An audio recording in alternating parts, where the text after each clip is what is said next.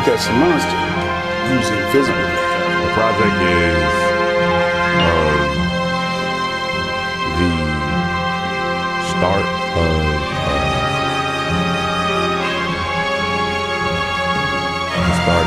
lyricism for my peers and everybody that I'm cool with, everybody that's listening. I'm popping it off. It's still in for a lot. I'm not doing anything crazy. I'm just kind of putting a little bit more truth out there, and I'm putting a little bit more art into what we doing, and taking away all of the bullshit, because the bullshit doesn't matter. At the end of the day, when you 60 years old, all that dumb shit that you was doing, you're gonna be like, damn, I shouldn't have did that shit. Or you shouldn't have been worried about. That's the that's the other thing. The reason that you did that shit because you was worried about some shit that somebody told you. Somebody else said. Because I think about that when I'm 60, I'm gonna be mad at myself for a lot of things that I did. Hear me out. I went to this Tony Robbins event, and part of one of the things that he does is a visualization of imagine yourself 30 years from now. Is that face going to be angry and bitter based upon the decisions you're making today? Yeah. And when you're face to face with that person, are they going to be angry or are they going to be grateful? And I am not even trying. I know that I am doing everything in my power, even on days I really don't feel like it, because the 38-year-old body hits a lot different these days. Right? It's a little bit different. It's a little bit, in my 20s, I could take all kind of like, crazy wear and tear from grinding and doing the music and all of that. But now it's different. But there's a part of me that's like, but you know who you're doing this for. And when I think about this moment in time for you, Stevie, I truly believe this is going to be, I truly believe in the Renaissance you say it's going to be, because of so many folks who are looking for you to lead. Yeah, they understand what you're saying, and like they understand it in theory, but in execution. And that's been, not to cut you off, but that's been the scariest part of everything for me. Like, it puts me to a point where like I choke up on my words, because like I know the position that I'm in. Yeah, I know that I have the power to lead. I know that I have the accolades. I have the skills to be like, I can teach you how to fight. You know what this is, Stevie? This is, because you're a cinephile. This is that scene in the Warriors movie, The Warriors, where they realize, oh shit, the whole city's coming. The whole city is after us. The radio is broadcasting where we just everybody is after us. We can't get on no trains, and it's that point where I forget which one of the characters. Think about what the whole premise of that movie is about. To get home. Lord, oh my gosh, wait a minute. So that's it. I'm out. For real, this is that scene in The Warriors where they realize that they have been chased, and at some point they realize like they've gone from being preyed on to now like people are in fear of like you standing on the top of that mountain because of the battle that you went through. You told me something off camera, and I'm grateful that you told me this. I know you probably weren't looking for me to share this, but you telling me I'm proud of you for surviving this shit. Yeah. Cause you know firsthand. Yeah. The shit that gets thrown at us, I know firsthand. The curveballs and all of the weird. Yeah, I'm proud of you for surviving this craziness that we've went through. Likewise. You know, not everybody is here, you know, like, and we, especially being from where we from, it hasn't been easy, you know, and it's not where it's not the IE's fault. It just wasn't time. Wasn't time. It just wasn't time. DIY.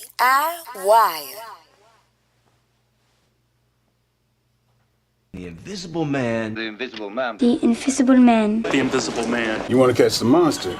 Use the Invisible Man. The project is DIYers. Welcome in. Thank you for your patience, first and foremost. Stevie Crooks, first and foremost, how you doing, sir? I'm especially after watching that clip. Honestly, I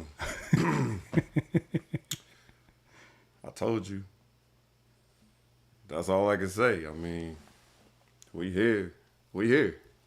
Oh. Well, to give a little context for those that are watching, thank you first and foremost for joining us here. This is a conversation that I felt like we would have had offline anyways, but because of how relevant the conversation we had last time, I texted you and I said, I think we need to pick this up from the last time. No, for sure. And I feel like you led the charge back in October 2023 as you were releasing, what's the name of the project? Invisible Man. The Invisible Man, which explains a little bit about what's going on. You don't see in full clarity Stevie Crooks because of why. As I drink this Uncle Nair's. For what? For what? Mm-hmm. For what? I'm just here to make art, honestly. Like, honestly, I'm really here to make art. I'm really here to, like, keep this hip-hop shit alive. Mm-hmm. For what I'm doing, I don't need to be the face of trying to bring something back. Everybody is putting in that work. It's just a matter of, you know, there are certain people that have to go into the shadows to actually do those things that people are afraid to do, you know? So.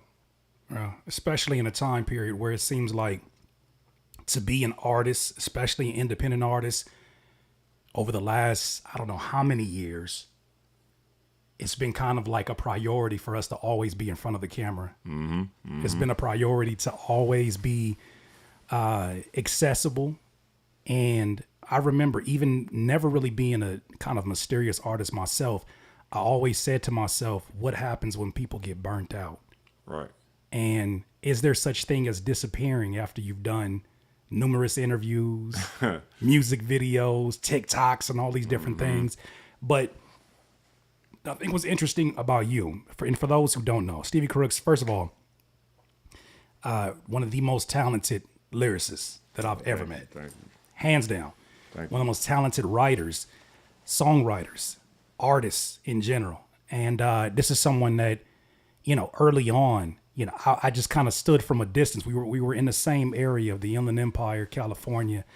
And he's from Moval, right? Yeah, I'm from Moreno Valley. Yeah, yep. And we would kind of cross paths. I remember seeing him at a show years and years ago. And I do suggest going back to the other interview that we did on the DIY Music Network channel.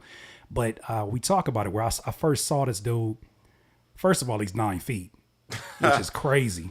I haven't met many folks that's 9 feet, but I saw you at a event called Christmas in July, and it was at a Riverside venue downstairs. First of all, the venue was crazy because you walk downstairs and like it's a basement, and it's like it's windows, but there's no outside. Right, it's just brick walls. Like brick wall, yeah. I remember that. Yeah. And it's funny because it's funny when, as you hear people talking about the first time they met Pac on the East Coast and they met him in a certain type of club and how that was the atmosphere. That's the same way that I kind of met you. Was that I came down there not knowing you was just like this. Shout out to DJ Cornbread. He told me Cornbreeze. He was like, man, of all the people I can name, this dude named Stevie Crooks. Word. He's like, once you see him, you're not gonna unsee him. And I was like, all right. I was like, you know, you might be gassing them. I go to this show and I go downstairs and bro, that packed room was already hot as hell. It was Christmas in July, which means it was summertime in the IE, which is super humid. And the energy shift in that room showed me that this is not only somebody with an amazing stage presence, but also someone who is a student of this game. Yeah, yeah. So I say that to just make sure that I present you the right way into this conversation because I know this is probably kind of random for you, but look, we're in here, we're drinking. Shout out to Uncle Dearest whiskey. Yes. First of all, cheers. Yes, cheers for predicting this. Cheers. We need to be a little bit more clear about this prediction, though. Oh yeah, I'm sorry, I'm tripping. Let me make sure I get that. Hold on. 7 months ago, Stevie was releasing a project called The Invisible Man. I was getting ready to release a project called Storm Symphony. In the months leading up to it, he and I had a lot of conversations about where music is at, where hip hop is at, the conversations about just where the culture may have shifted in the mainstream and even in the independent space too. A lot of folks kind of play copycat to what's going on in the mainstream. And it was the most that we had ever done talking in the 10 plus years that we known each other. For sure. In this small window of time, and we just saw how much stuff we had in common about the way we saw things. And man, it eventually led us to that conversation that we had. And you said a lot of things that in the moment I felt, but I didn't quite understand. And now 7 months later, you talked about, well, I guess 7 months back, you talked about this renaissance that you felt was coming, that the culture was getting ready to go underneath a huge reset. And this is before we knew that we was going to be I didn't know it was going to be all of this shit going battles of mass proportion between Kendrick and Drake. This is the Spotify madness that was happening. Like even I was figuring it out. That's when I took my music down from streaming. But I guess the first question I have for you is, what did you see or what did you feel in that moment that you were able to see that a reset was coming? Because it's happening now. It was, to be real, because, you know, like, I take long breaks, you know, considering the climate that we in with music. I'll take long breaks considering the climate of music, but like, to me, like, I really don't take long breaks, you know. I just, you know, sit back and watch and almost become a pedestrian. You know, I go out places and I just chill and have regular conversations. I you know, like, just listen to people talk about music, just see what's really happening outside of my world that I live in. Because, you know, as an artist, you live in a whole nother world. You think this is how people see you, but they may not at all. Mm-hmm. You know, you may think that nobody even cares about what you got going on, and you have everybody caring about what you got going on, or vice versa, or the opposite. Right. You know, right. You know, you don't really know until you outside. You don't really know until you are with the people, until you know, you got to be with the people. Right. Pac is a perfect example of that. Nip is a perfect example of that. You know, certain people that are just, you know, like I said, with the people. Mm-hmm. So I'm with the people, and I'm hearing these conversations, and it's not telling me that something. It's not telling me like specifically. Right. Well, it had to be something. Well, it had to be something because you were specific. It's just the same thing of people saying over and over, I'm tired of hearing this shit, or I'm tired of hearing this, or I'm tired of. Good point. Eventually, it's got to break. It's got to, but it's. If everybody is on the same type of energy for what this is, eventually everybody's gonna be like, you know what? We don't want to hear that weak shit no more. Yeah. We don't want to hear you say nigga no more. Shout out to Kendrick. Like, well, but it's been so many years though. I think that was a thing that even somebody being invested into it and having skin in this game and being an artist myself, it's easy to look around you and say like, but it's been like this for a good chunk of this part of my career. The difference is the internet. You know, the internet. Not only do you feel it outside, you see it on the internet every day. You see somebody put a video or put a song out, and there's just a bunch of fire emojis just because, and then you have these random comments that say, I miss when it was like this, or what is this bullshit? Or you know what I mean? Eventually, like I said, eventually something got to shift. Yeah. If it keeps happening over and over and over again, something is gonna happen. Right. You can't you corner a dog in the corner, what's gonna happen? You're gonna bite. It's gonna bite back. Eventually it's gonna bite.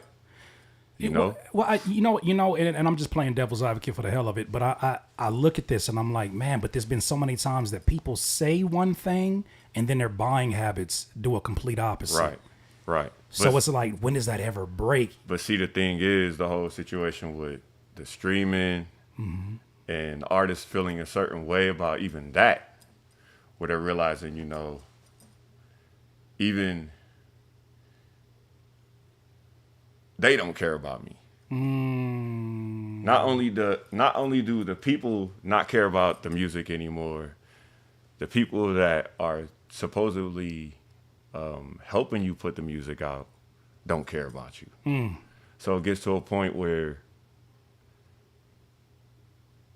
you got to start from the foundation. Yeah. You start you got to go back home. Yeah.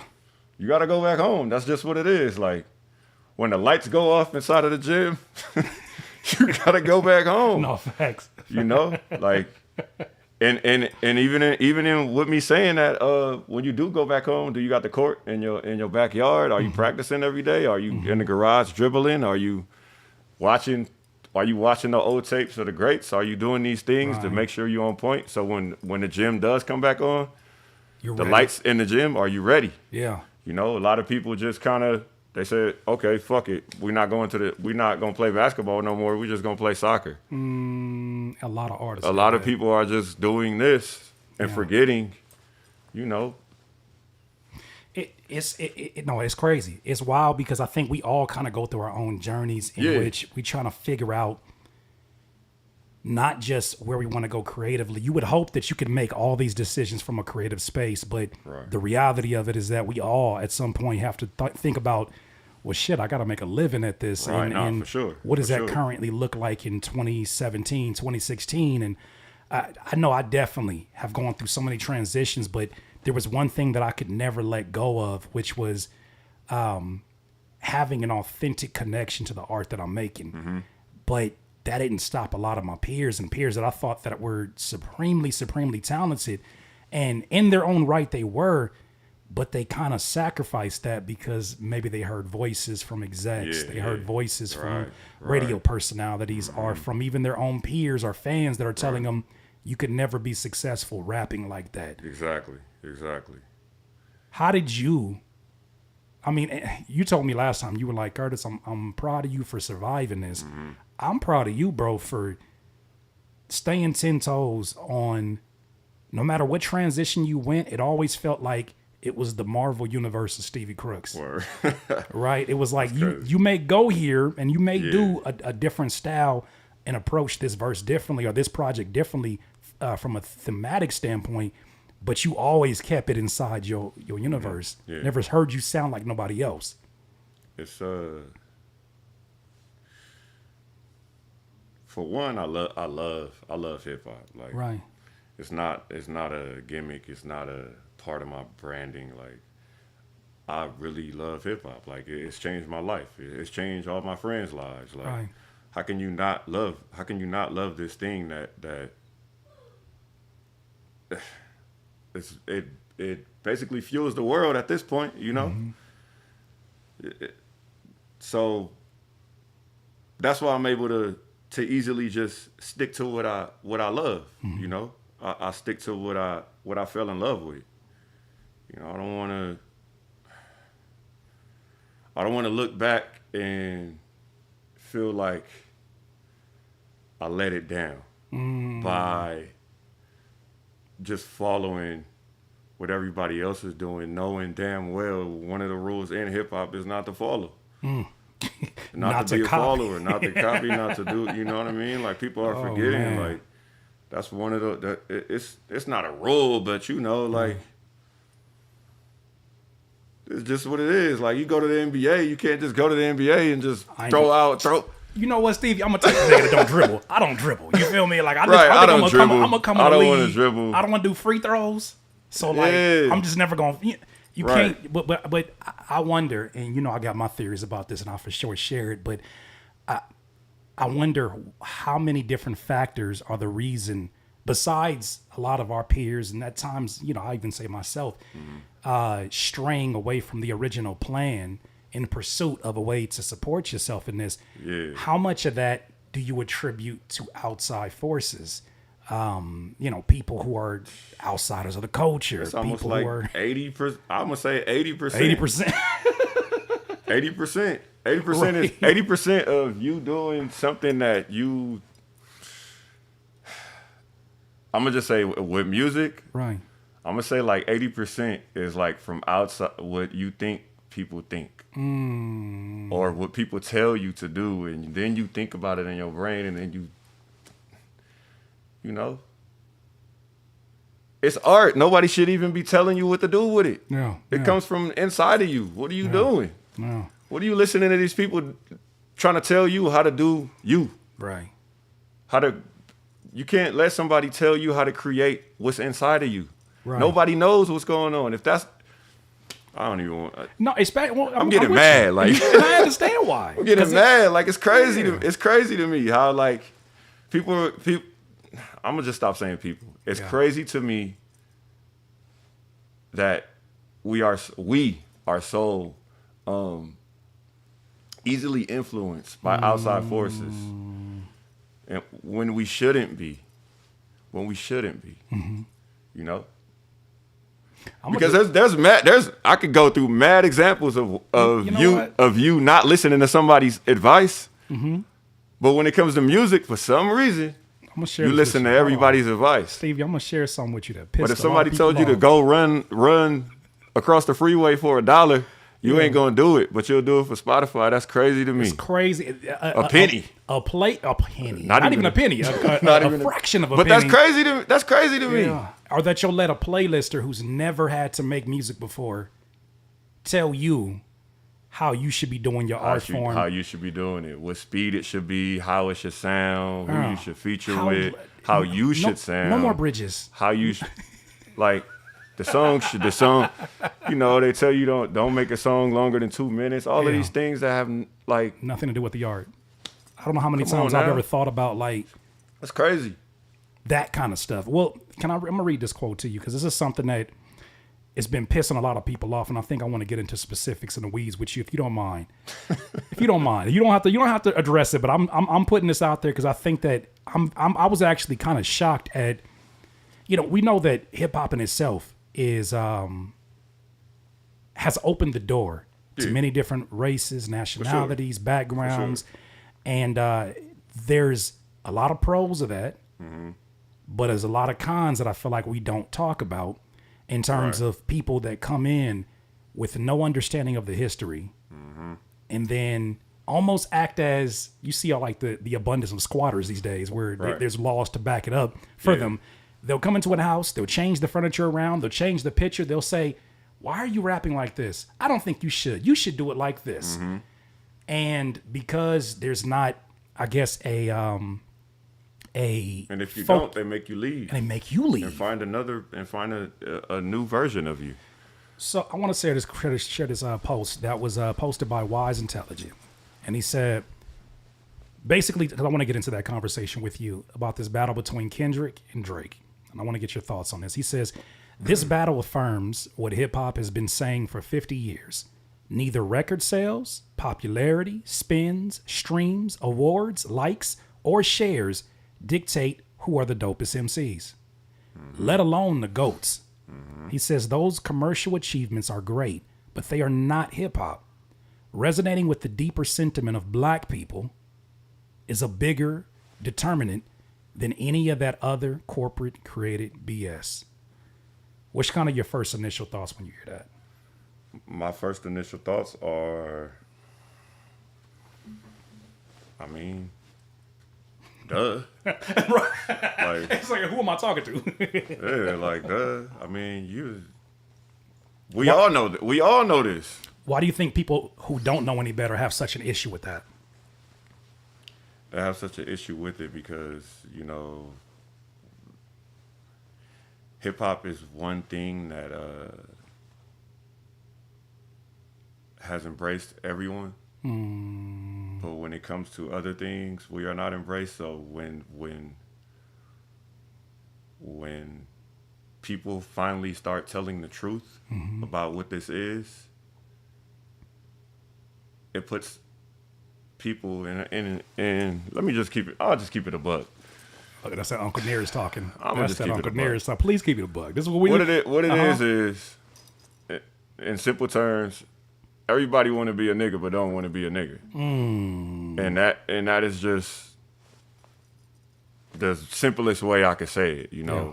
People want to be a part of hip hop, but the certain things that come with hip hop, they may want to get rid of, but they still want the mystique of it. They still want the culture of it. They profit, still the money, the profit, the money, the look, the style, the love, the excitement, the party, and just all of these things that come with this thing. But if somebody goes into other fields, it's not the same. Well, you can get into other cultures. Think about this, because someone brought this up. I say my things. Like I shared this post, and I don't really do a whole lot of explaining because I feel like it shouldn't need explanation. Yeah, it shouldn't need explanation. Yeah. Or maybe they have confusion of thinking what I identify. Like I am a black man. First of all right. I don't care if you think you see Puerto Rican. I don't care what you think you see. My name is Dewan with an apostrophe. Understand? I know who I am. With that said, though, I think a lot of people, they love the fact that, like you said, there's all of these benefits and features that are associated with being with this thing. But the truth of the matter is, I wouldn't approve, even as a black man, of seeing a American-led restaurant chain saying, we get to redefine what Japanese and Chinese sushi is all about. Right. Or even like, let's say like, folks of Russian background trying to redefine what a mariachi band should be. Right. It's like, no, those groups of people love their culture so much that they will fight. It would be blood in the streets.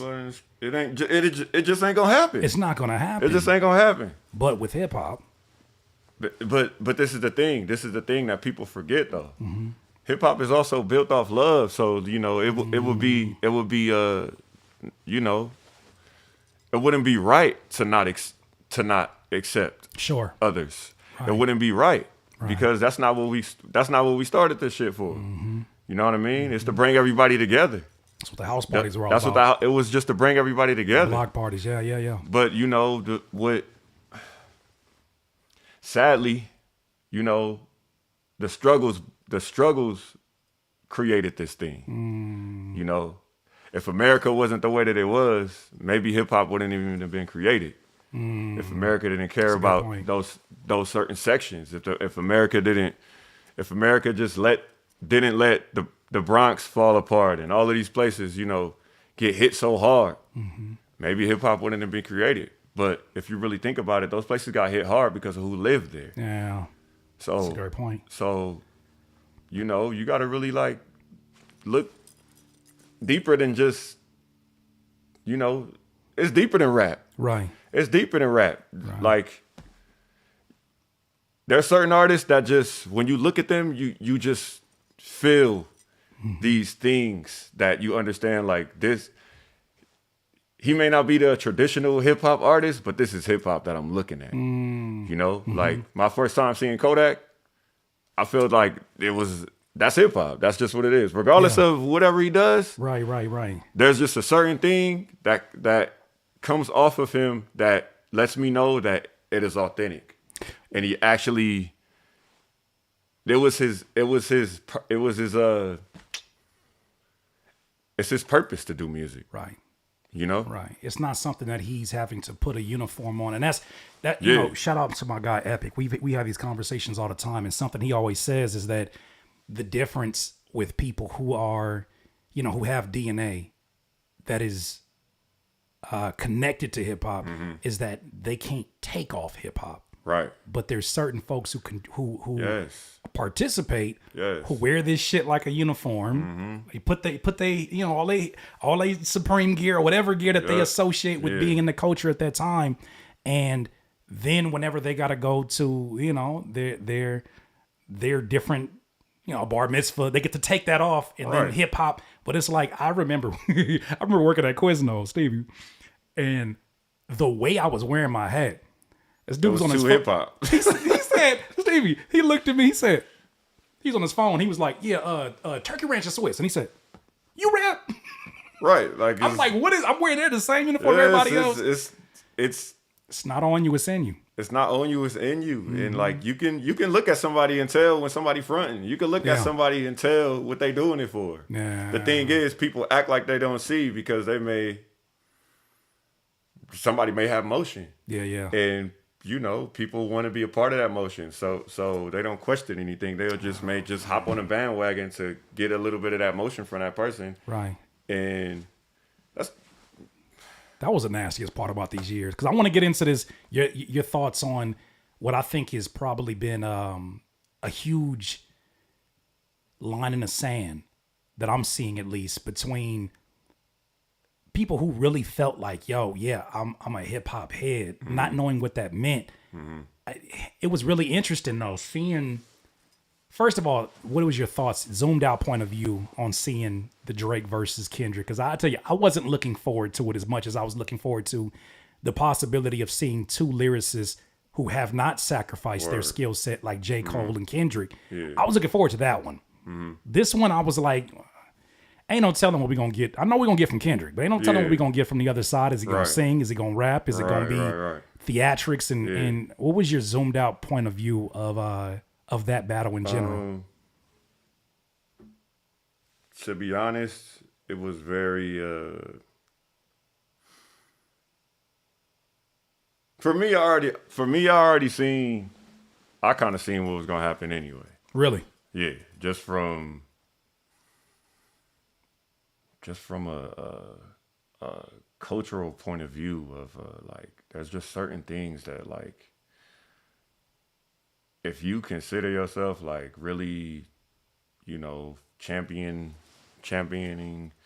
hip hop or whatever, there's automatically you're just gonna be on Kendrick's side, right? Like, so.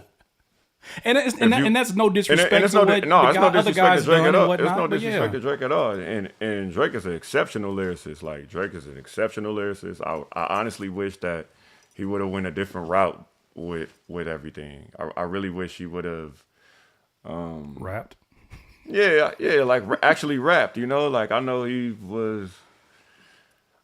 I think he just caught him at a very vulnerable time. Yeah.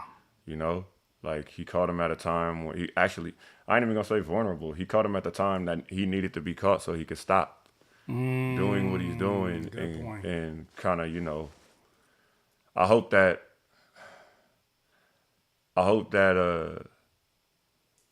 it changes his point of view about certain things that he does. And same thing with Kendrick too. Like, I hope they both learned from the situation, just like, and I hope that everybody that was paying attention to what was happening learned as well. It's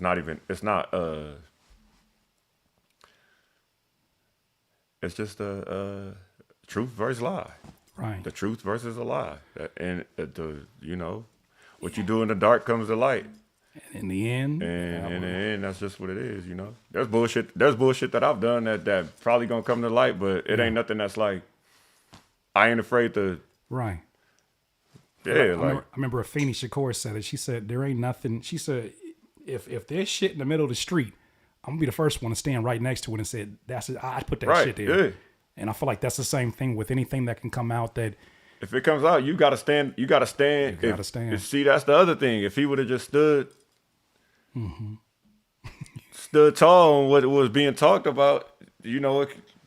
No, I planted the evidence, see? You can't do that. Yeah, you can't do that, because then you double down on something, and it's, you know, like, it is what it is, though. Yeah. Like, I mean, that got nothing to do with what we doing. Yeah, no, absolutely. The reason but this is what I will say when you brought that up. I will say that the culture needed it badly. Why? Because everyone is far away from home. And I keep saying this. Last time you talked about that. Everyone is far away from home, but everybody knows what home looks like. And the funniest thing is, people will. Here we go. What you about to say? We want to do what? People love to listen to classic old music, right? The classics, but have no intent on making classics. Damn. They have no intent on following the same steps of our greats, and then also applying new things that they've learned to try to make classics. Everybody is in a rush to do all of these things, and it's just and I don't even consider myself having a classic yet. Like I know I have certain songs, but I don't consider myself having a classic. That's just me. Do you think you would know if you did? I would know if I did, because what parameters or what are the sort of the guidelines in your mind of what a classic hip hop album sounds like for Stevie, or just in general? If I laugh at every song. What do you mean? Like, that's interesting. So like when I know that something is good, I laugh. When I write something down that's good, I laugh. So if I have a bunch of songs where I'm laughing every single time that I'm listening to it, I know I got something. Because I'm laughing because, you know, why people laugh when, you know. It's a few reasons though. Because I mean, the obvious one to me, as we're having this conversation as writers, is, well, I think there's an initial reaction of like, I said some shit. Yeah. Like I really said that shit. And it was delivered in the way that I envisioned it. I envisioned it, exactly. There's that aspect of it, and the other aspect of it is like, I'm bugging out. Like I'm that too, yeah. So there's other factors that go into that, right? Yeah. Are you alien mode? Alien mode, yeah. You know what I mean? Like, for sure. And I've seen you do that many a times. I'm getting there. I'm getting closer. Yeah. But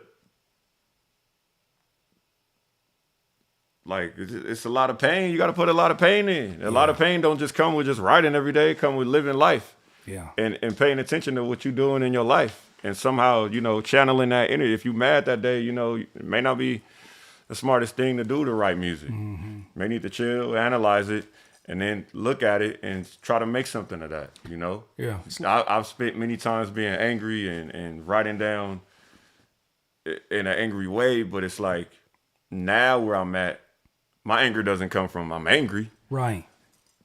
It's almost like I've created a method to the madness where I know how to channel into that person now, and bring that out to get my point across. You know, because I'm happy, like I'm good. Right. Well, and it's funny because I'm making music right now with my guy Iman Amari, and he's asking for another Curtis.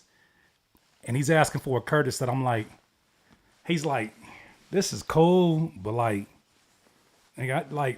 poke your chest out, like talk, like say some shit. Yeah. And I get it because that's the music that I listen to. That's But I'm in a headspace where it's like, when I really feel those emotions, I don't really feel like rapping. When I feel those emotions, I feel like expressing it and getting out of my system, right? So I don't harbor that. But I understand like what that feels like to channel that through the music. But I'll be honest, at this stage, it's been a bit of a challenge for me. But what I'm figuring out is that, like you said, there's an art form to it. There's an art to, I'm not necessarily mad right now. For instance, in basketball, they always say like a mad player is a bad player, right? Yeah, terrible, right? But there's been some exceptions to the rule, like Latrell Sprewell. I don't know if you ever remember when Latrell when Latrell was playing for the Knicks, man. Yeah. He wouldn't get like a few calls, and he'd be like, yeah, and mind you, this is the same player that then choked out his coach, PJ Carlissimo. Right. But when he wouldn't get a few calls, or like people wouldn't pass on the ball, he's probably one of the best players I ever seen play when they're angry. And I always used to wonder, like, where do you go? Because anger, it looks the same in a lot of different people, in that you're making irrational decisions, you're turning the ball over. But he would get into a place where it like almost locked down his focus. And I wonder if that's sort of a developed skill that you're talking about right now. That's that's pretty much what it is. Like I'm frustrated, but I'm not frustrated because of some position that I'm in. I'm frustrated because look at what's happening to what I love. What is happening? So am I just gonna just let it happen? Yeah. Or am I gonna at least shoot some bullets in the air? Like, what are we doing? Like, what are we doing? I'm not about to be a part of this. I know what side I'm on. Do you know what side you on? Or are you playing in the middle? And when you play in the middle, you might catch a stray because I'm No, it's I'm on the side that cares. Yeah. About what's going on. You may be on the side that kind of care, but also you care about,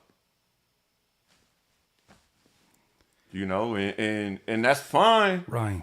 But I just want you to know what I'm here for. Mm-hmm. So if I'm doing something and you in a way, I'm sorry. Yeah. And I'm not the only one that feel this way. Mm. You know, it's just, as much as it is a renaissance right now, as far as like people wanting to hear good hip hop, people wanting to hear lyrics that mean things, people wanting to see artists be artists again, and all of these things. Mm-hmm. There's also a war that's happening. You know, there's Active. also we're also inside spiritual of a war. one at that. It's a spiritual war. Yeah, it's the war between good versus evil. You know, and once again, what side are you on? Because if you acting like the little humpback dude on 300, the movie 300. This wouldn't be a Stevie conversation, an interview, if we didn't get a random. Last time it was Wally. Last time it was Wally. That was a good one. Yeah, but you had like, me watching yeah, it, but like, it's the truth that I'm. Because you know, because you may feel out of place over here, you want to go over here. Like that's not you. See, this makes me wonder though, because I feel like I know you like this, and I don't know how much you want to disclose into the general audience, but I wonder, is that part of the reason why you do kind of like keep a very close circle, like a very small circle? Because I wonder, like, we sound insane at times. I know I sound insane, but I don't care. The way to change the world is to be crazy. You gotta be. You gotta be crazy. Look at the odds. You look at where things are lined up. The way to change anything is and it ain't even being crazy. It's just like everybody is jumping off the cliff. I'm gonna look at them like they crazy. They looking at me because I'm not jumping off the cliff. That's facts. But I'm looking at everybody else like, yo, what are y'all doing? What are we doing? Yeah. What are we doing? We have everything in our hands, in our grasp, to take control of what we want to take control of. Mm-hmm. And nobody is doing it. Everybody is trying to figure out how they can get handouts and all types of this, like, right. We have the internet. Yeah. You can make you want to get signed? Sign yourself. Right. There's a video about that. There's a TikTok about that can teach you step by step how to do that the lawful way. Yeah, like what they're not gonna getting hot, bro. Like, I get it, and that's that Uncle Nearest. I told you, didn't I tell you about Uncle Nearest, bro? I told you about this Uncle Nearest lit whiskey. But look, that shit get me very irritable. But go ahead. How about like this? Okay. They're not gonna take care of you first. They're gonna take care of their people first. Yeah, that's what's happening. That's what's been happening. It feels like there's that. When we're talking about even sort of this war that's going on between creatives and tech companies. Yeah. This has been one that I've spoke a little bit about, but if you don't mind, I want to say something really quick about this shit. Is that in the midst of me going direct to consumer, in the midst of me talking all of this shit about the streaming platforms, there have been so many platforms that have popped up as their own solutions, right? They're coming approaching and they'll say, man, everything will be so much different if you came to the blockchain. Everything will be so much different if you came to this. And I think the part that they're not recognizing is that the current predicament, let's just talk about financially, that a lot of the creatives like ourselves are in wanting to go another route so that we're properly compensated for what you have termed or coined high-end art. The route that we're going is not just about the money. It is about the respect. It is also about ensuring that this has longevity even beyond our own careers, and that is part of our legacy. Yeah. And a lot of the tech companies that come to me, that's the one thing that I see lacking, is that they throw the shiny toy and the shiny feature in front of me and they say, man, if you came over here, you'd be making this amount of money. And I'm like, if I'm making that kind of money and you're selling me, how much are you making? Exactly. You know what I'm saying? Like, because I'm your worker. I'm your worker, and you're coming to me because you see something of benefit. Yeah, I'm your worker, and I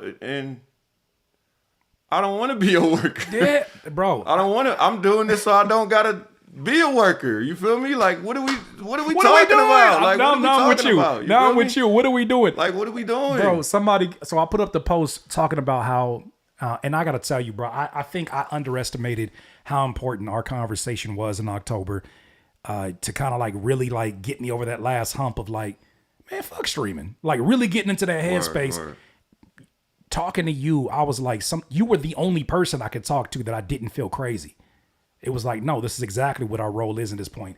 But it's funny now, you know, I look and I say I'm 6 months into this, and I put up a post on Instagram kind of showing a screenshot of the breakdown, like, you know, how much I made with Even, how much I made with Bandcamp, how much with the website. Right. And then I put the number up there, and there's so much love. But of course, you got your folks that come up here who are like playlist companies. And it was one in particular dude that came in, and he was kind of like backhanded compliment, like, oh, that's cool, but you know, the people that I have on the playlist and doing the streaming, they're making about, you know, 4K a month. Right. And I'm like, I told him straight up, I said, you know, I salute to you doing that for them, but I don't desire to be a rich slave. Yeah, we're not doing that. What part of that you not understanding? This is crazy, bro. This is so crazy. The problem is the problem. The problem is not, yeah, I need another Band-Aid. The problem is not I need a band. The problem is a gunshot wound. I don't need another Band-Aid. Yeah. Like I don't need spray paint over the dirty wall. Come on. And that's exactly what they doing. They like, I got this shiny glossy one though, Stevie. Yeah. Like, no, we're not doing that. You ever seen the episode on Martin when they got the when they won that trip? Vacation, man! It wasn't off a cereal box, was it? Or something like that. Yeah. Where he was chasing around the possum or whatever. Yeah, whatever that was. That damn puppy. That ain't no. That's what it is. You know, you want to know what I thought about? When they moved the mirror out the way. And they seen it looked through the other room. And see the other, yeah. That's exactly what that is. What is that? Y'all getting the same treatment as, but you're on vacation. Aren't you happy? Yeah, aren't you happy you're on vacation? Man, and it's funny because I feel like they do that specifically to musicians, but even more so to rappers. Man, I remember early on, you know, even kind of going around the IE and getting around to different shows, I would see some of the conversations that were had between the promoters. And I'll never forget, there was one particular promoter that talked about how hip hop was such an easy come up. Yeah, and that's bad, man. But let me explain real quick, because I don't want to piss you off, but I don't mean to trigger you, but this is what he said, Stevie. This is what he said. He said, you know, we can get a big energy company involved in this because, like, you guys don't need extra mics for the band because you don't have a band, you don't have live musicians. You guys don't even care if we only bring 1 or 2 speakers, you know, because that's hip hop, right? And it's the lowest amount of money that we have to be concerned about throwing a show. But you guys buy liquor, you guys buy food, you guys buy all these different things. So for them, it's like an easy lick. It's super easy lick. It's the easiest lick ever. Easiest lick ever. And this person notices it, and he doesn't even do music. So imagine somebody that does music and notices that as well. You think they're gonna give a flying about where it goes? You know you can cuss, right? I know that, but this ain't, you know, I don't give a shit. Flying fuck. Go ahead. So think about that. Like, you think they gonna care about where this goes, where our culture goes? No, because they looking at it as a lick. As soon as the lick is done, they go do something else. But what about the people that live here? Damn, the people that live here. I consider myself living here. I will never stop doing hip hop. I will never stop loving this. I will never stop supporting it. I will never stop championing it. I will never stop because it changed my life. It changed my friends' lives, like I said. Yeah. It changed my parents' lives. You know, it changed everybody around me. Yeah. You know? It was a soundtrack to coming up. It was the first thing I ever heard was Montel Jordan doing his version of Slick Rick over This Is How We Do It during my first Little League game. That was my pump up song. This is how we do like it sounds Hendrick. Right. I was playing that before we went there. I remember my pops, he, you know, back in his younger days, he don't want to admit it, his younger days playing Eazy-E and playing like Ice Cube and his favorite songs from NWA. And it's like, this has been so much a fabric of our stories that if you made a movie about us, how can you not include those songs? Because what is this scene? The same way that a video editor says, what is this scene without the proper color grading? Right. For us, it's what is this scene without the music that was literally an extension and soundtrack of the energy of that time. Yeah. So to see people kind of like bastardize this thing, to see people, and it's crazy, bro, because I wonder how often this happened with you, is meeting people that you're like, my gut instinct tells me that you're of this cloth. And you find out that they're not. Fuck. It's this. That probably was crazy, the most discouraging. How about the crazy? This is the craziest part. Once they find out that I figured out that they're not, right, they stay away from me. How about this one? And I just dealt with this one because it's funny because I hit you after I had a little diss song about me out there in the world. Channeling trauma through the guise of hip hop. Instead of saying, I'm dealing with some personal issues and I don't know how to express them as a man to you, I'm going to use the competitive features of the culture of hip hop to say, oh, that's just hip hop.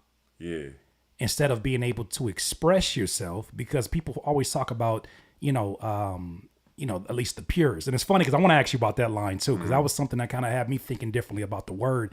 But people always talk about the elements of hip hop, and they talk about, of course, b-boying. They talk about MCing. They talk about DJing. They talk about breakdancing. And people always leave out knowledge of self. They always leave that out. Knowledge of the culture. And that's one of the, and that's I feel like that is that's one of those elements that's not taught. You have to live. You have to live it. You have to be inside of it to understand that it's a part of it. Right. You know what I mean? Like, and sometimes it comes with age. When I was younger, I was there, but I wasn't there. When I was younger, I already had a sense of what this is. I already knew there was something wrong with it.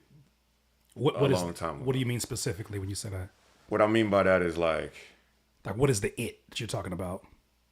That you know? I seen it was being exploited. I seen it was being exploited like a long time ago. Like okay. it, and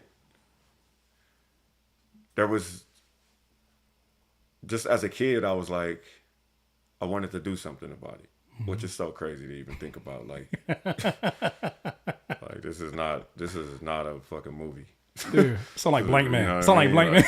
This is real life. Like, but that's our generation though, right? Like our generation is we watch shit on the TV and the movies, and we was like, yeah, right. Because the movies we came up on, like, they made heroes out of people that weren't supposed to be the heroes. Right. You ain't supposed to be the hero. The anti-heroes, I guess is what you call them. Yeah. So it was more so, well, I've always wanted to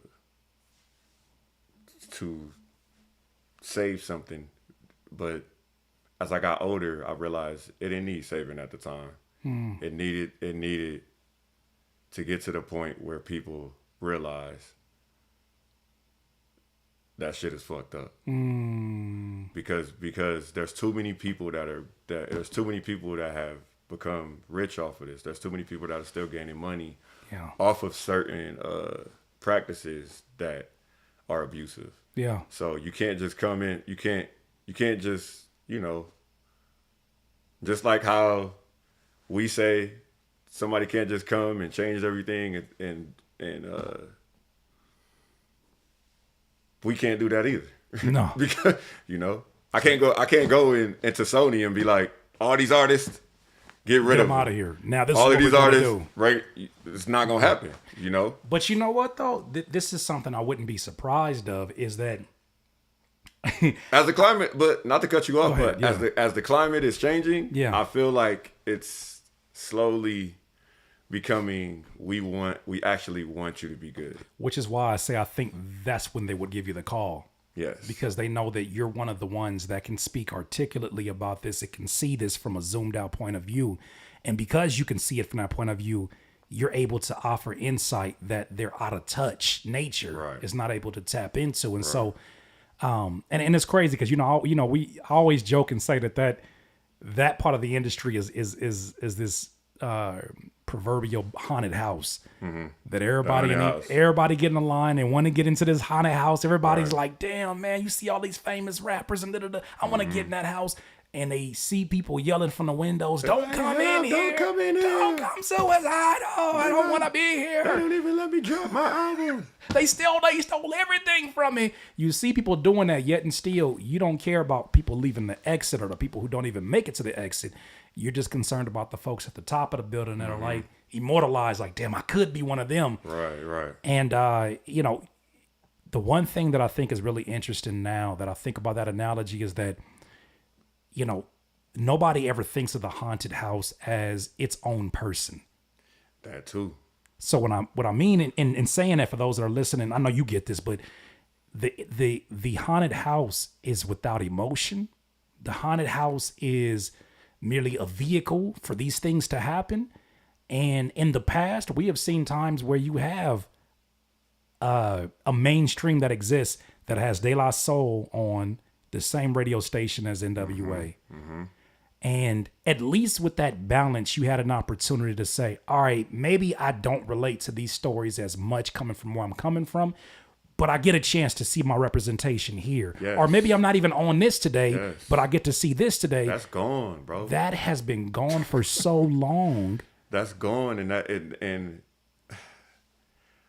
the thing was, streaming in all of those things was supposed to help that by creating your own thing. But what happens when the labels get control of the playlist, or when what happens?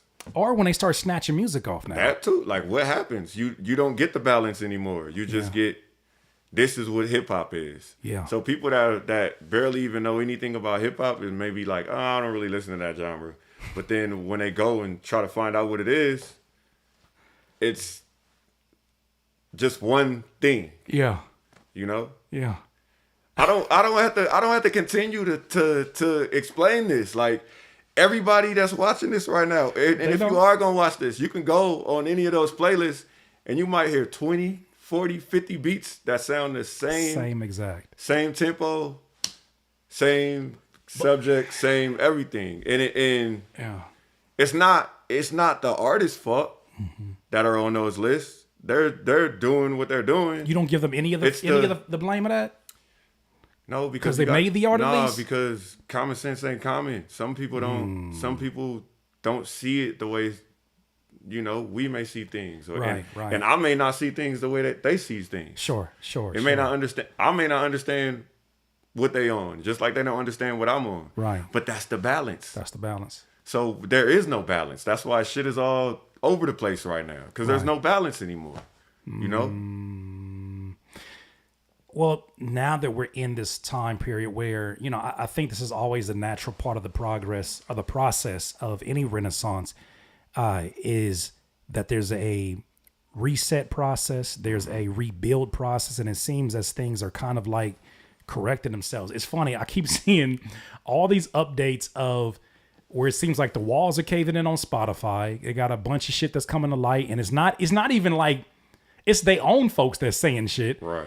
I'm also seeing there are updates on Music Business Worldwide, which is, a website that reports all the stuff that's happening in the industry. They're talking about labels are now changing their strategy of, scouring the TikTok billboards or TikTok charts and picking people up and saying, we're going to sign you because of your virality. Now they're saying, hey, we're starting to see how that's a bad decision because the quality of music goes down. People don't buy these products, and we're sticking these kids who have gone from being viral on their TikTok to now on the Rolling Loud stage.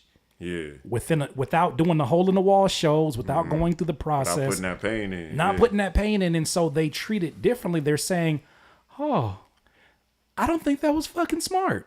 So as you're seeing everything kind of repair itself, I wonder, who are some of the people that you think are going to struggle, and who are some of the people that you think are going to thrive in this next phase?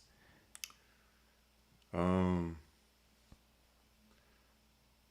obviously the people that are going to thrive are the people that always thrive, which these people are the ones that always like stick out of everything that's going on. Yeah.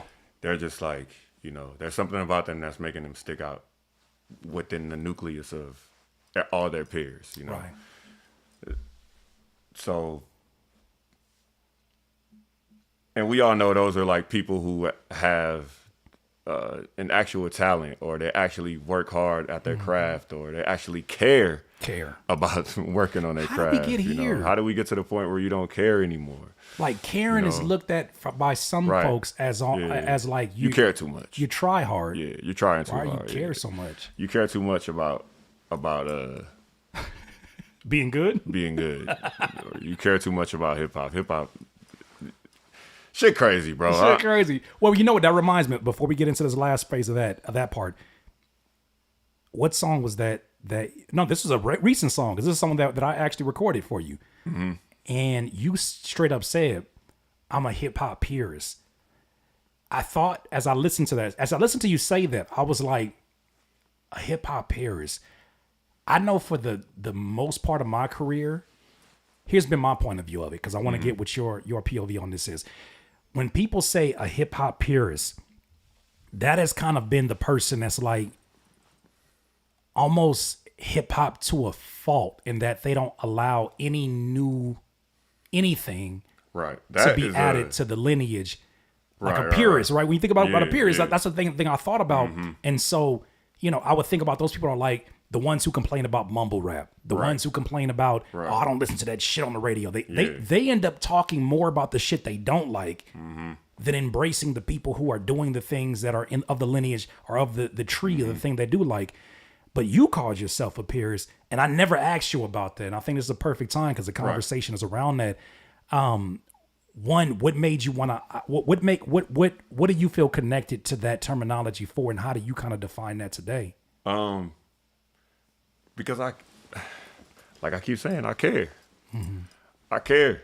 Like, I don't care if it's mumble rap. I don't care if you yelling. I don't care what you look like. If you good, you good. If you know how to rap, you know how to rap. There's mad people with crazy subjects that I may not agree with, but if they flow is fire, like they know how to be a MC, that's what I care about. Yeah. We ain't all supposed to be the same. And that's the other thing. It'll be different if people weren't just copying everything. You know what I mean? It'll be a little bit different. But when it gets to a point where whatever is popping at the time, everybody just runs into the room, and then the room gets too packed, and then there's a room that's empty, and there's one person doing something new, and then everybody runs over there. Like, come on now, like, what are we doing? I think low key, now that you say that out loud, that's part of what made me lose the love of producing for other artists. Because they want the beat that sound like this, but I'm gonna leave the rapper's name out of it, because he got a whole lot of bullshit going on in his life right now. But this young nigga came to me one time and was like, "Hey Curtis, man, you heard that new this is way back when Kendrick did the song with Flying Lotus, Never Gonna Catch Me." He said, "Hey Curtis, man, you heard that shit with Flying Lotus and Kendrick?" I was like, "Of course I did." He was like, "The fuck that mean?" He's like, I was thinking, like, you know what I'm saying? Like, and then I thought about it. I was like, what you finna do with that? Mm-hmm. You finna have me make pretty much a pseudo copy, because you don't want to, of course you don't want to break any kind of rules. A pseudo copy so you can rap exactly how he did on that, so that you can make music that sounds like how that song made you feel. Yeah. And that's the perfect way to break it down. How, we don't realize that how easily we are influenced by something that we like. Right. And how about this? People show that they actually truly do love hip hop because they're you making exactly what you love. You trying to recreate what you love because you loved it so much. You want that feeling again. But you're not realizing that you can give that feeling to somebody else by making your own thing. But that's energy. That's energy. It's too much for him. Like, what are we doing that for, Stevie? How about I'm gonna be the other person on the side. This is not Curtis. Don't get mad at me. All right, I'm gonna ask you this. What the fuck you care so much, bro? It's not that deep. These are not the words of Curtis King. But it is though. It is though. Like I said earlier, the whole situation why hip hop was even created. I can tell that. I can tell I trigger. So let me shut up. Like it's like it's so crazy that people are forgetting that the hip hop is connected to something that's wrong with America as well, and people not realizing how deep it is. That's why the whole Kendrick and Drake thing is reaching for people that actually are paying attention. Mm-hmm. The battle touches a different subject. You know, it touches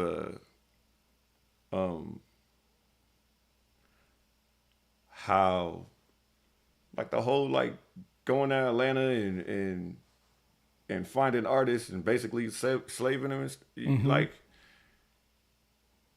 that is the new version. That is a new version of what they did to us a long time ago. Yeah. I mean, that's basically what Kendrick was saying. But he's not the only person that's doing it. The only one that's doing it. Yeah. He's not the only person that's doing it. You got whole record labels doing it. Mm-hmm. You have artists that look like you doing it to you. Mm-hmm. You're practicing. Go on, say it. Go on, say it. I know you. Go ahead and say it, Stevie. Go ahead. This is Willie Lynch.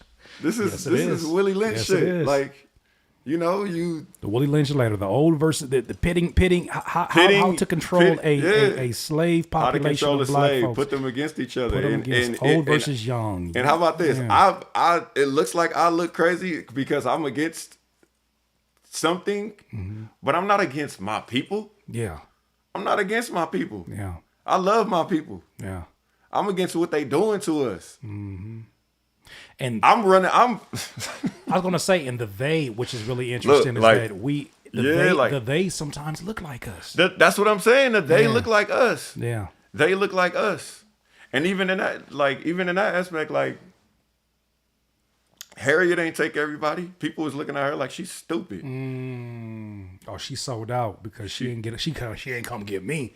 Like that's a good point because I wonder how many folks that she ain't coming. They heard about her, but they not realizing. Okay, she did that. I could do this too. She's one person. Yeah. Harriet Tubman don't need to go from Alabama all the way to California to get your ass. It's great. I never thought about that up until right now. You can't give you if you hear about it. Oh damn, that should inspire some thought. Maybe it inspires me to also get away from this because it's not right. It should encourage you not to be a slave. Mm-hmm. Mm-hmm. But see, this is why I wanted to have this conversation with you, is that I feel like we're in a unique position right now to where these conversations would have been 2 o'clock, 3 o'clock, 4 o'clock in the morning after a studio session, after a show. Right. And then we kind of take that to our respective tribes, our homes, our own, whenever we're in a studio session, wherever we're inspired. But I think it's really unique in that, it goes back to what I always say about Shock G being a prophet. Like, he talked about the digital underground, and we're in the digital underground. No, we here, bro. It's like we get to retain all of the authenticity. We get to retain all of the benefits of being underground, of being, and even that term, bro. I used to look at that term like that was like trying to hide something, or that was trying to belittle somebody's talent from being something. But now I look at it and I'm realizing like, nah, like there's a lot of shit that needs to go behind a paywall now. Yeah. Now that we're seeing shit repair itself, I forget the gentleman's name, but I posted him up the other day. He was talking about how if we're not careful, the same people that colonized us will return as investors. Yes. And I feel like we're in that very unique space. They're gonna come knocking at your door.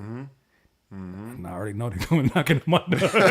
It's spooky when they come knocking at my door because I don't know if it's somebody that got some issues. Right. But they come knocking because now that they're like, you know what, you were right, and now they can offer that bag that right. Let me it's put some hard money to behind deny. you. It's Let me hard put some to money deny behind you because you actually are making sense, and I can make money off of you. Fucking 10 years later. Been saying the same shit. Now it makes sense.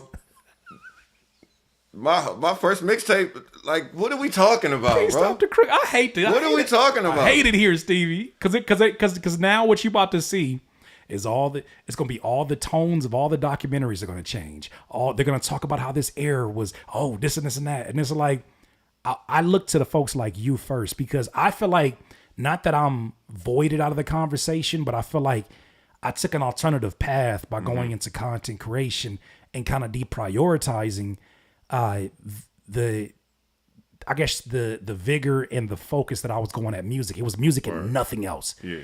But I felt like I had to do that, and I felt like that was part of my calling and my purpose to do that, only because, now look at what I have. Like, dog, Right.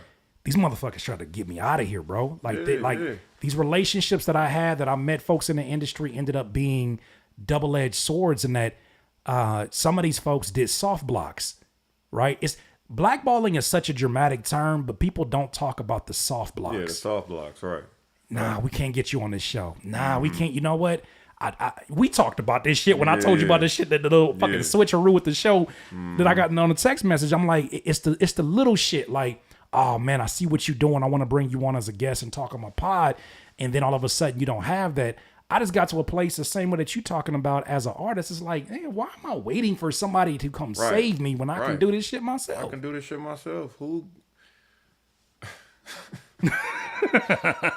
I'm sorry for like laughing about this, but I'm not, because you laugh at your lyrics. You laugh at your great lyricism. You say, I know it's a classic when I laugh. So I get that laugh has different meanings. I get it. The laugh is like, we can see it. It's right there. Everything is right in front of us. Mm-hmm.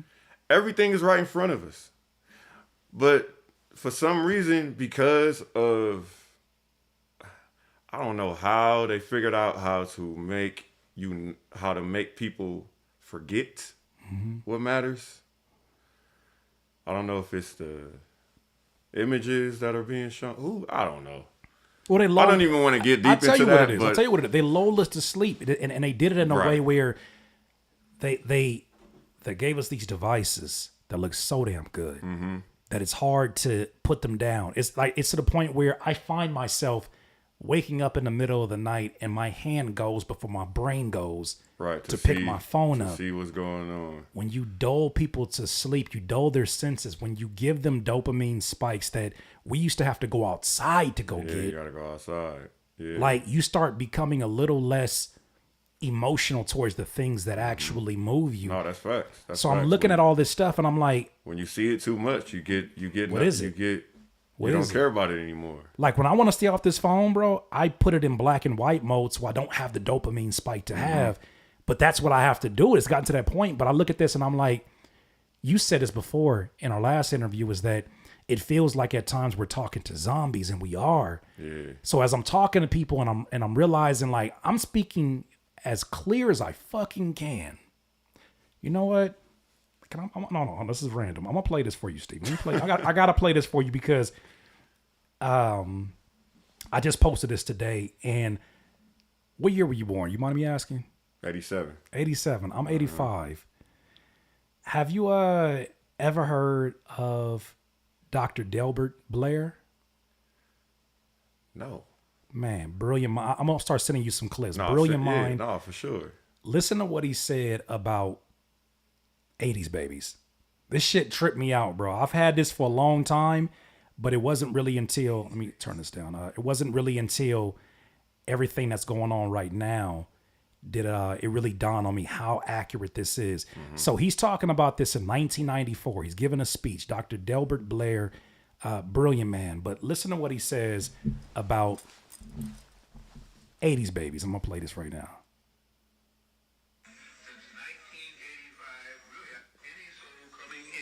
Since 1985, really I would say 1980 is an old soul. They are here to fight, but in a way that you don't even understand. They are here to reawaken you, to help get guidance, and they all must be centered You cannot leave those souls alone. They did not come here to be left alone. If you leave them alone, they will come into the maturity of the animal body, and they will fight and kill. That's crazy. They will do it again. If you guide them, they will not be abused by computers. They master computers. In Bro. fact, it kicks in their neuron centers faster. The sounds that you hear on the air in rap, the rap is only the soul that is very angry, and it needs to be angry because it needs that strength of, again, the, the gland of fight and flight. Can't think of the gland right now I'm talking about. It needs that kind of a quickening and awakening. But it also needs a time for peace and quiet. And you will find once they go through that, they suddenly fall asleep, and they sleep very deeply. Because that is also to bring balance. But mark my word, none of these children are weak. These children are strong beyond belief, and they can take things that you could not take. That's why they chose this time of birth. They can be very good, they can be very bad. Bro, this shit gives me insane. goosebumps, bro. That's I'm gonna send you more clips by. Yeah, but that's when I played that and I thought about, I don't want to harp just on the battle itself, but I'm like looking at, first of all, the conversations you and I have, especially both being 80s babies, like we're one of those very, and it's funny because I saw another post today by somebody else that I follow on my Instagram. We're one of the unique generations that we remember what life was like before the internet. Yes. So we're attached to traditions that are not internet age traditions. Yes. However, we're old enough to remember that, but we're also kind of young enough and savvy enough to utilize technology to our benefit. Adapt. Exactly. To adapt. I think about the things that you do as a producer and the way that you know your way around hardware. And I'm like, how the hell is the same person that has, you listen to Stevie Crooks music. Let me just tell you this. I told him this earlier. This motherfucker writes, and I am telling you, that motherfucker's not real. I'm telling you, he writes in such ridiculous detail that it's almost scary. Like and I just asked him, I said, bro, how do you sit up here and come up with a line like, give me one of those, you got one of them visual lines. Give me a visual, give me one of them visual lines. Give me one that made you laugh. Give me one of those. What you got? I know you could think of one. What's something funny that I said recently in front of the homies and they was laughing?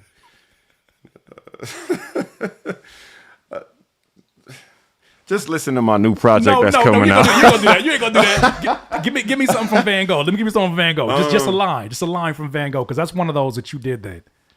I said something recently. I was just playing around, but I said, Mike Jack the Mossberg, no nose. I sawed it off.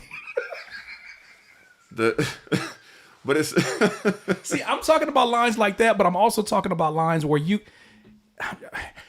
you'll paint a picture and you'll talk about like the Lamborghini doors that sit at a certain angle right, and the lighting is hitting it. You're talking like a director that's trying to describe it to the person that's ahead of the videographer, holding the camera, but you're painting these pictures. And I'm like, that same person has the ability to jump and create this production and then talk that language very fluently.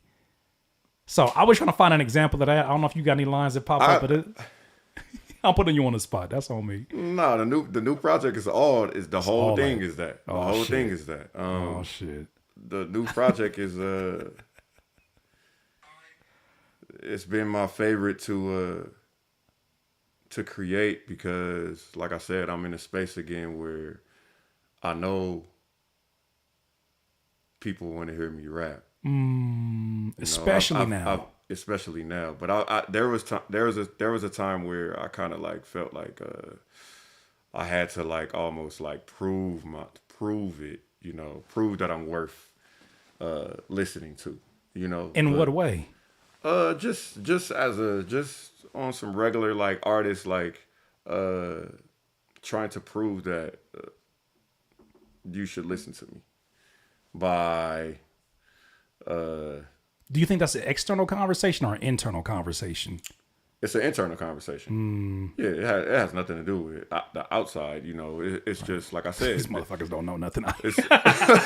You ain't gonna say. I'm gonna say. It's just more so. It's just more so like, you know, like I said before, you have the world that you live in, right? And you think what's going on outside your world is going on, but it's really not. It's not. Yeah. You know, so once you had that talk with yourself and realize, you know, it ain't that, bro. Yeah. Then you start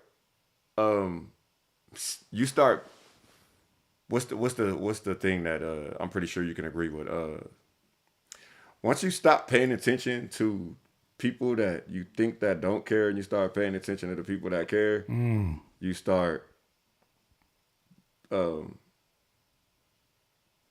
going harder with your purpose. Yeah. You definitely see things from a completely different point of view. You know how to target. You know how to precisely express yourself. Mm-hmm. You know how to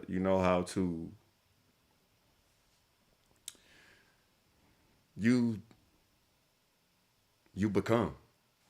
You know. And that's one of those things that, like, everybody in life, not even just with music, just once you get that out of your head of caring about what other people think about what you're doing, especially if you believe that you're supposed to be doing it. Right. Once you get that out of your head, you become, and then you feel untouchable. You feel I ain't even gonna say obligated, but you realize what you're here for, and you start doing things differently, and you start, like I said, becoming. You just start becoming. All the other shit don't matter no more. It can't matter. And you know what that sounds like a lot? When people describe an awakening. Yeah, it's like exactly. You can't see awakening. Life the same way no more after that. It's crazy because some people get it young, some people get it middle-aged, some people get it when they're way older. Mm-hmm. You know, we have examples of all of these things. We have people that are like in their 60s that find out what they're supposed to do, and they're just like, that's crazy. Yeah. Incredible at it. Mm-hmm. Mm-hmm. And then you have little kids that are just like incredible at this. Like, nobody knows how this is even possible. Mm-hmm. But then you have this, you may have a middle-aged person that they kind of used to do it when they were younger, right. And then they stopped doing it, and then they decide to do it again. And it is just like, I don't even know how I remember how to do this. It just happened. And yeah, like. I remember there was a dude, I forget the dude's name, but he had went most of his life running into all these different careers and careers that really had nothing to do with each other. Mm-hmm. And he chose to go into the hobby of taking pictures of birds. Right.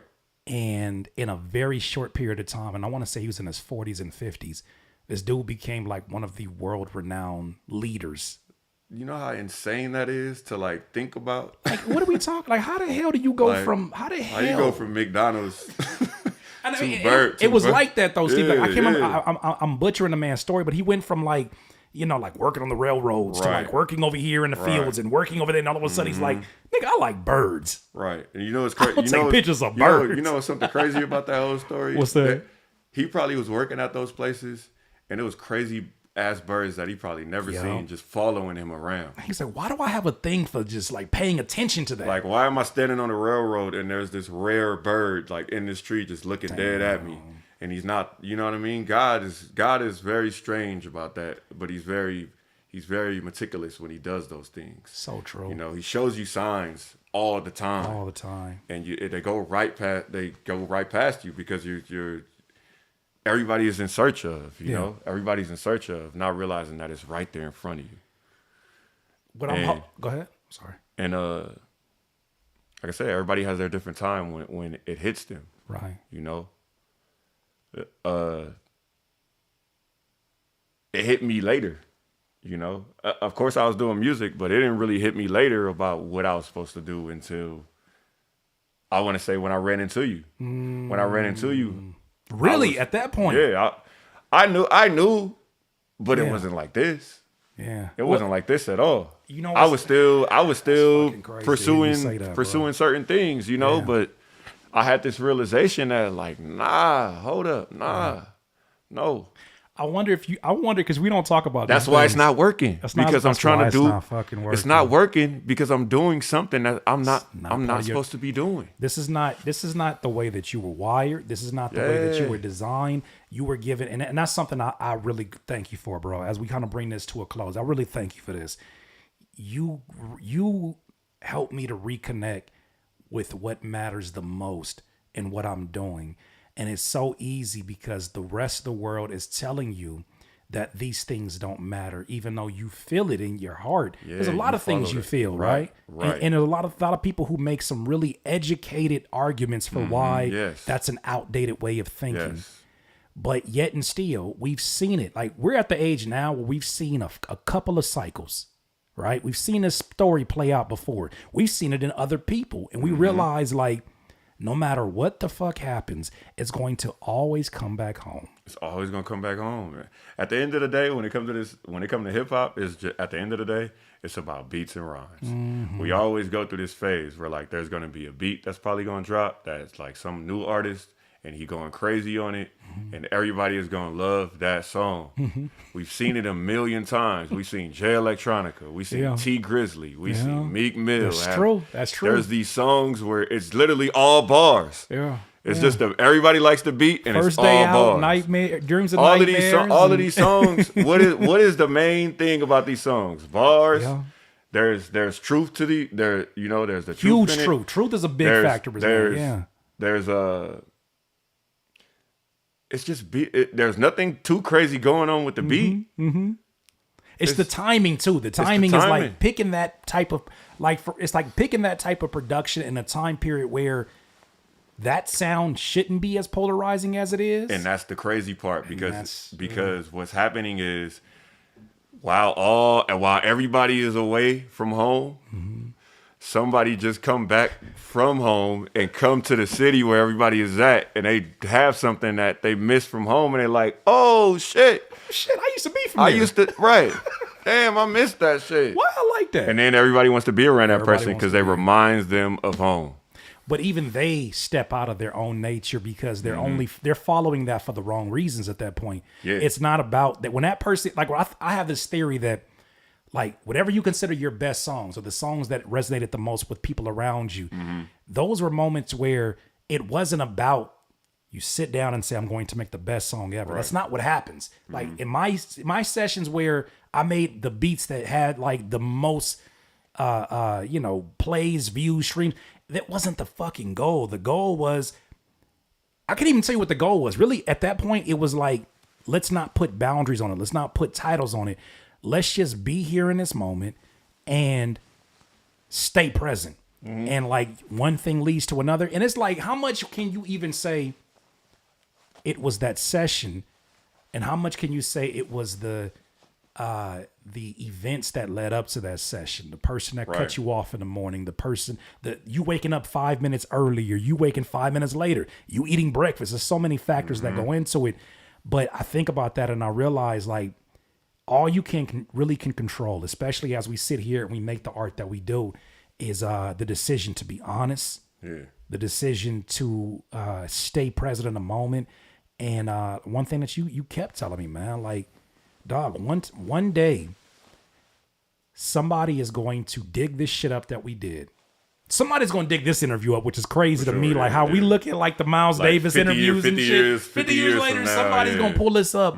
And then like on one like super like, I don't want to say like, it's like super somber, rainy day in their city. They're going to pull this up and this shit's going to be the most impactful conversation for what they need to accomplish in their time period because of where this comes from, right? This energy. But all you really can control is the decision to say, at some point, somebody's going to dig this up. Well, I better make sure that what I leave them in terms of artifacts is the best fucking thing that I can do. I better make sure that that's at the heart of it. Yep. Ain't nothing else to say after that. Man. Sorry. My God. Yes. So, look, ladies and gentlemen, first of all, man, round of applause for Stevie, man. I don't have my audio in here, but we just going to do like that. Word. But, man, I just got to say continuously how much, first of all, just how I'm excited about the new music, how important, man, your brotherhood is to me, and being able to like, you know, have these moments where these folks will talk to you like you're completely insane for loving the culture the way you do. That's crazy. Completely insane so for crazy. taking the time to spend it with your art. Yeah. You know, it's it's so funny that people have pushed, and this is the last thing I'll say, people have pushed so heavy for quantity at the expense of quality. And all they did was give a larger serving size for these AI-based generated songs to pull from. Right. They have so many examples because y'all giving them so many examples. And you guys are, I ain't gonna say you guys, I'm gonna just, look, man. Pretty soon it's gonna be us versus the robots. I'm gonna just keep it a buck. Yeah, it's really gonna be Terminator out here. Yeah, in everything. We already seen it. The robots taking people's jobs. The robots trying to take over music. The robots gonna take over sports. You know, so one thing I would say when it comes to music, they're not gonna be able to capture soul. You know, so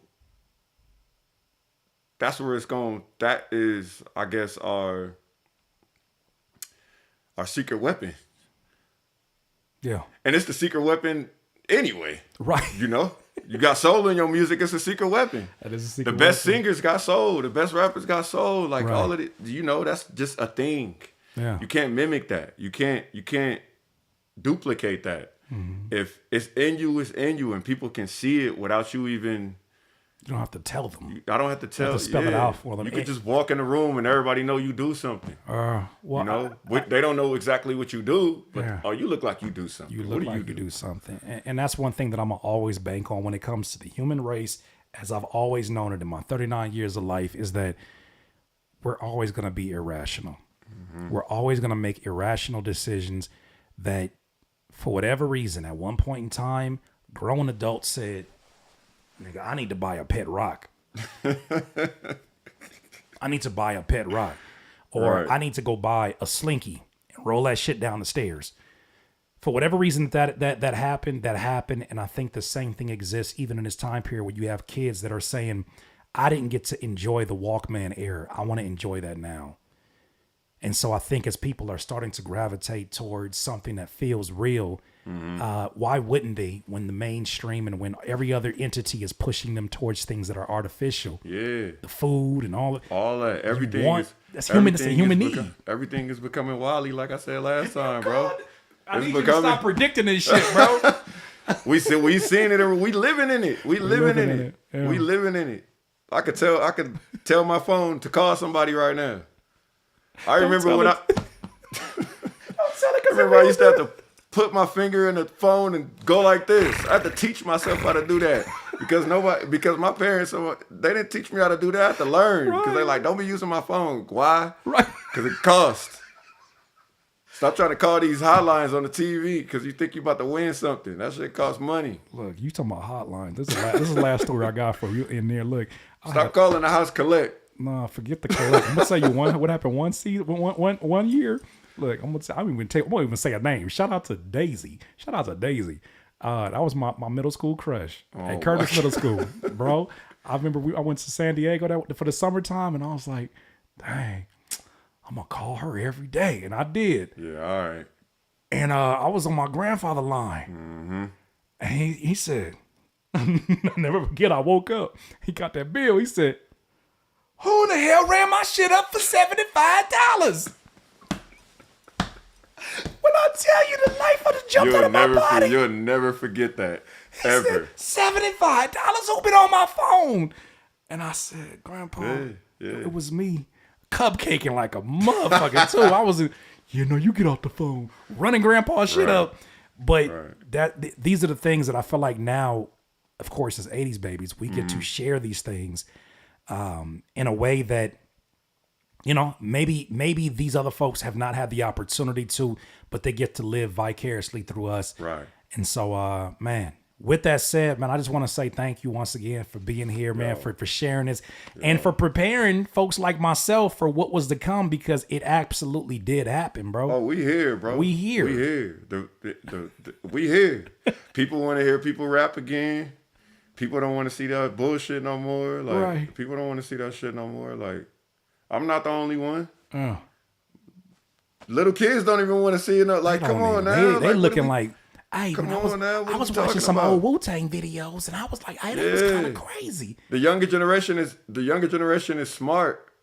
It's just that, you know, they need more mentors. There's not a lot of mentors in these kids' lives, you know, to let them know what up. You know, luckily, you know, I have mentors that were instilling, you know, good values as far as like when it comes to the music or like what matters and what doesn't matter. Right. So, you know, that's to thank them, I need to do the same thing. But look what you did today. Look what you did today, though, Stevie. Like, shout out to... I just talked a lot of shit. I'll probably stop it. You doing that shit again. No, you doing that shit. I'm not, as a friend, I'm not going to let you do that shit. You did that last time. He was like, so the project is the beginning of a renaissance. But, like, I ain't doing nothing crazy. And then this nigga proceeds to rap over... Though, bro. No, like, you going to stop. Stevie, you going to stop. No, though. Stevie, you are, and I feel that, but I got to give you your roses, bro, because fuck that shit. You my friend. I'm going to make sure that these folks know, like... You said that shit and it was like, I'm not doing nothing crazy. I'm just, doing the music that I'm supposed to be doing. And then you proceed to rap over these orchestrations in a time where everybody is 808 obsessed. Everybody is like, if that shit don't bang, that shit's not done. Right. And then you proceed to give like, this poetry over this. And it was like, let me just say this. When you did that, I listened and I was like, there's some people who talk it. This is what it looks like to live it. And to do it in a way where it doesn't feel like dog is just trying to be different for the sake of being different. Mm-hmm. Yeah, I'm not trying to be different for the sake of being different. I'm trying to be a contrarian. This is who I am, like. And you pulled that shit off too, like, bro, because that shit is I don't care what you say. You already got classics in my house, so I call that shit. My classic is coming, but I don't know I don't know when. But what I do know is I'm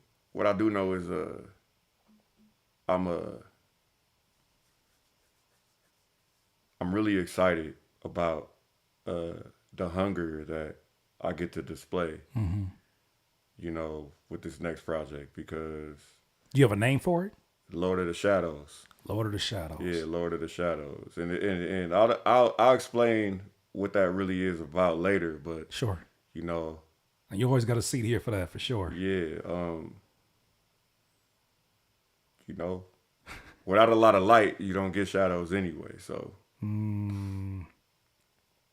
We gonna take them there. That's all I'm gonna say. We'll get there when it's that time. We're gonna take them there. Look at here, DIYers. First of all, for those of you that are watching, this is not a premiere. I see y'all in here, and I just want to thank Ced, EJ Miller, Chris AK, Ryzen, Hava, Cass One. Shout out to Cass One, man. Shout out to Cass. Risen Hockey, Chris AK, AD8. And everyone that is tuning in, and I really appreciate you. I know it's late on the East Coast. Epiphany, my guy. I know it's late on the East Coast, but I appreciate everybody that is in here, because these are the conversations that I'm telling you. When you guys see me jump into these reaction videos on fire, it's because I'm talking to individuals like this. Like, it's folks like Stevie that make me feel like, you're not crazy. Sometimes you just early. Sometimes you just really early to the party. Yeah. And it's like, you do sound crazy. Like, if the party really start at midnight and you come in there with midnight energy at 9 p.m., right? You look crazy.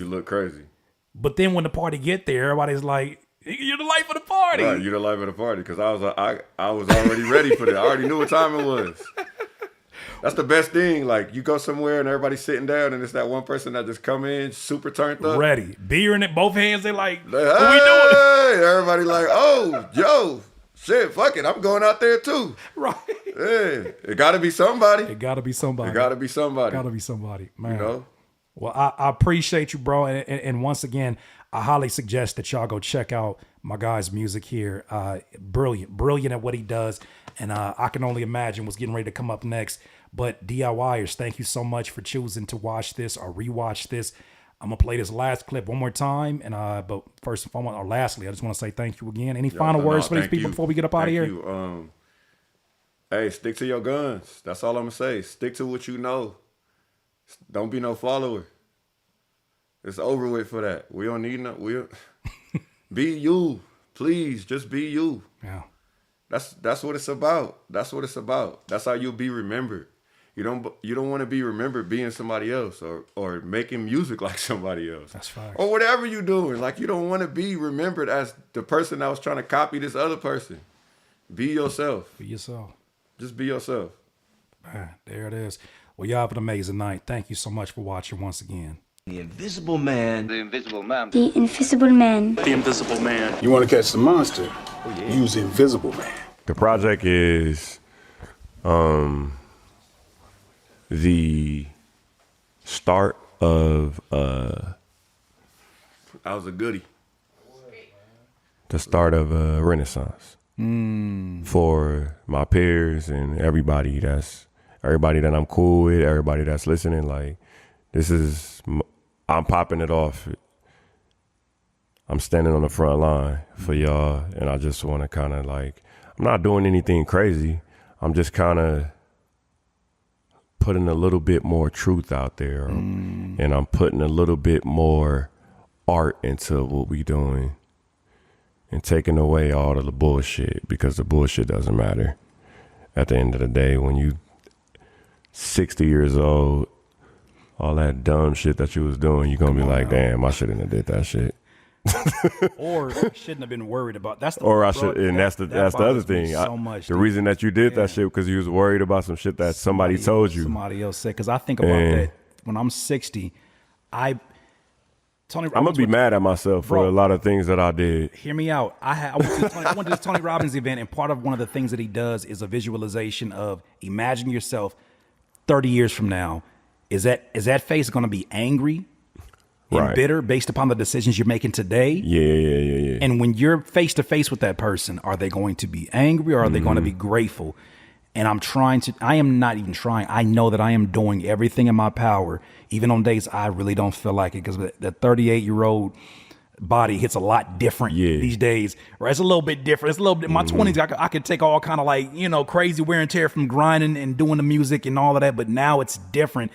But there's a part of me that's like, but you know who you're doing this for. And when I think about this moment in time for you, Stevie, I truly believe this is going to be, I truly believe in the Renaissance you say it's going to be. Because of so many folks who are looking for you to lead. Yeah. They understand what you're saying. And like they understand it in theory, but in execution. And that's been, not to cut you off, but that's been the scariest part of everything for me. Like it puts me to a point where like I choke up on my words, because like I know the position that I'm in. Yeah. I know that I have the power to lead. I know that I have the accolades. I have the skills to be like, I can teach you how to fight. You know what this is, Stevie? This is because you're a cinephile.